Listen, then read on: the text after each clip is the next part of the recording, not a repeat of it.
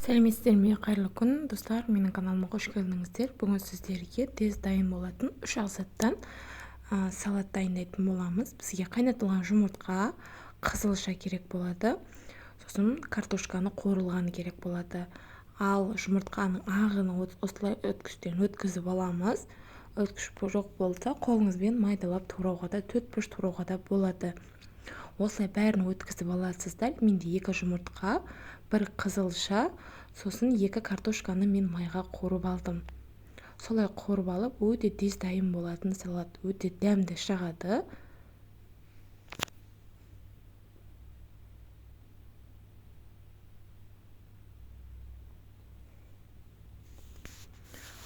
Үйде бар заттан дайындалатын қарапайым салат. Дастарханға ұялмай қоя берсеңіздер болады, әрлеп, сәндеп, өте дәмді.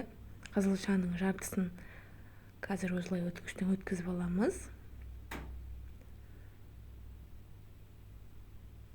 Достар, менің каналыма тіркелмеген болсаңыздар, тіркеліп, лайк басып, және қоңырауша белгісін баса кетіңіздер.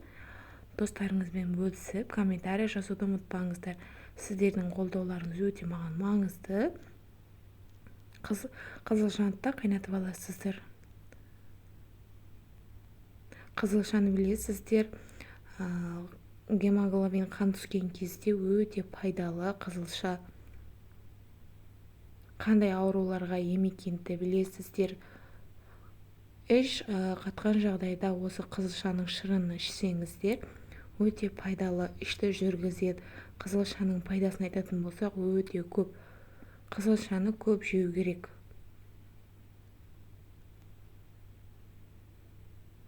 Азғандай тұз саламыз.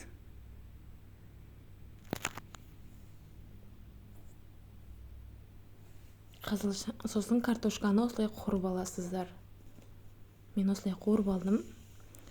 Сосын қалған және 1 жұмыртқаны осылай. Екінші жұмыртқамызды тоже осылай өткіштен өткізіп аламыз. Сарысын мен алып қойдым, бірінші сарысын, сосын бетін әрлеуге. Осылай қосып жіберсеңіздер де болады сарысын.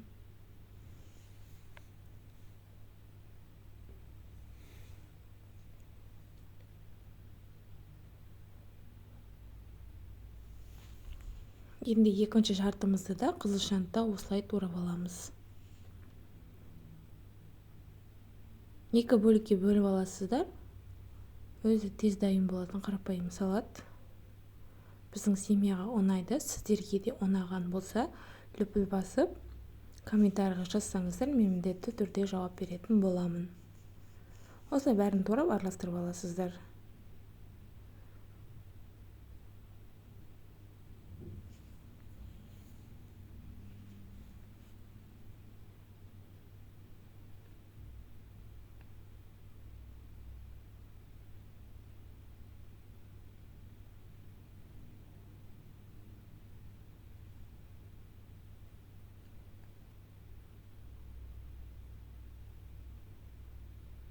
Қалған картошканы да салып, 2-ге бөліп аласыздар бәрін.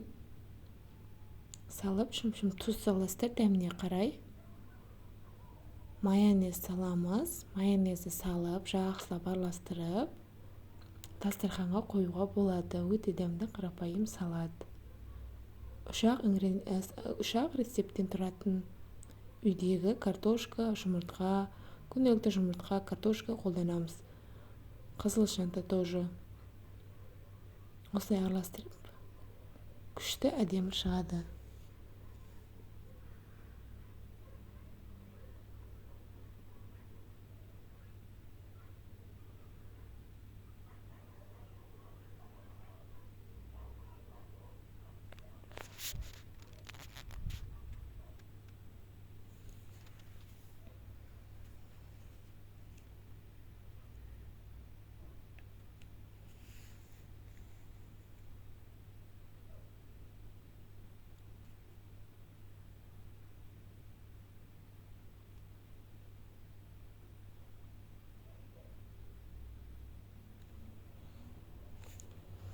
Осылай пиалаға салып аласыздар да, тірлікке салып әрлесеңіздер өте дәмді шығады.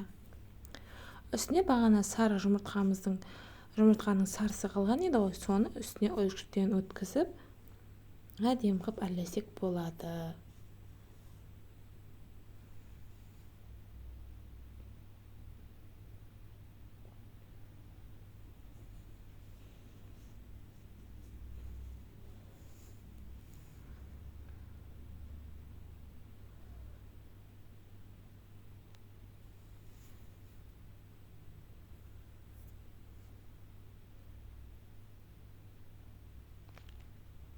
Ал достар, дайын болды.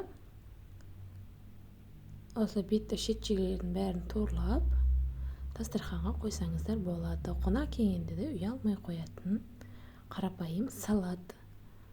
Достар, менің каналыма тіркеліп, лайк басып, және ұнаған болса, өз пікірлеріңізді комментарийде күтетін боламын. Сіздермен болған рахмет, сау болыңыздар.